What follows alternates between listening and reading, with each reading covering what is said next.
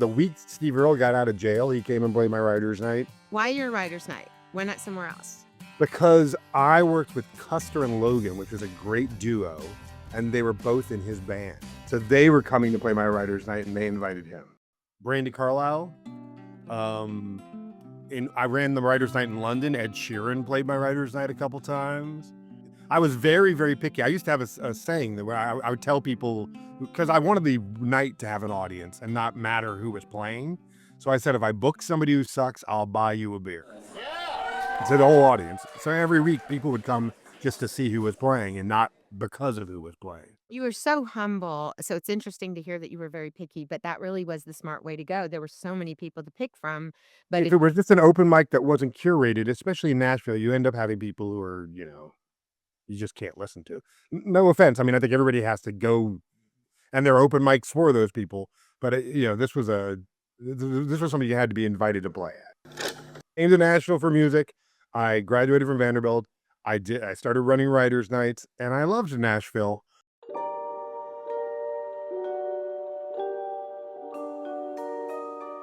I started at the Vanderbilt Days Inn, and that place was called Bogey's.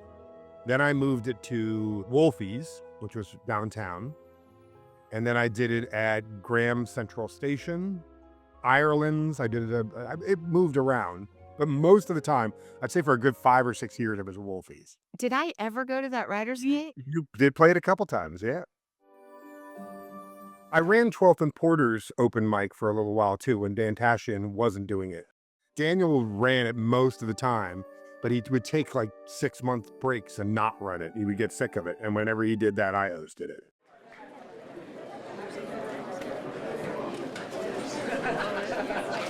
You know what my version of foreplay is?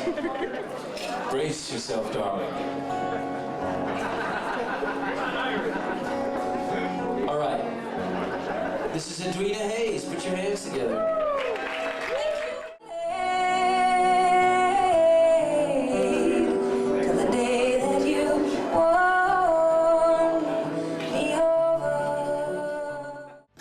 All the top writers were doing it. Dave Berg would play regularly, Georgia Middleman, Aaron Schwartz, like I said, Brandi Carlile. Gillian Welch played a bunch.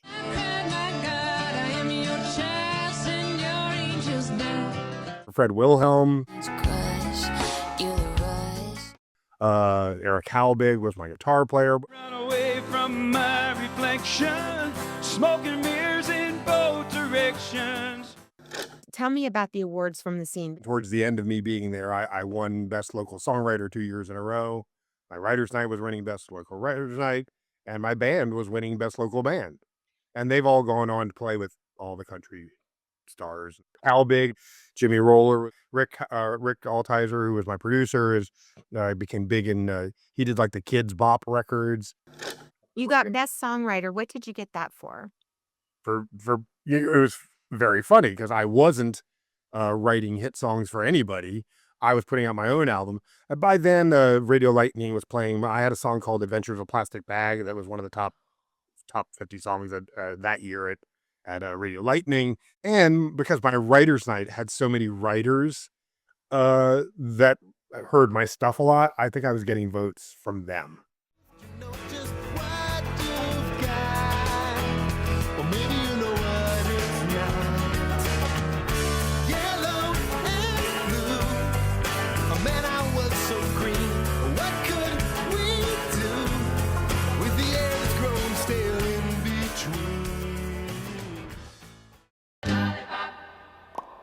Beverly, my writer's night had a pretty good reputation, and so I think she came to it when it was getting some press, and I was getting some press, and I think she came to see it just because whoever was she was good at co-writing with people and knowing the who's and whens and wheres of Nashville, so she came to see it, and I had written a song called "Give a Damn." Yeah. And it was a very political song. It was very unlike Beverly Ross, but she heard me sing that song and just loved that song, and had me come over to her place, and she helped me rewrite it and made it a much better song, which amazed. You don't think, I knew what you knew of her back then.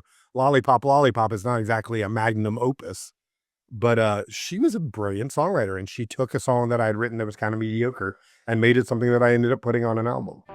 Cut the edge, cut the schools, cut the rules, let the mess get thicker. What will those eyes record? Never charted, never done anything. It is still the biggest thing I've ever done. People are religious about it. It's on every playlist.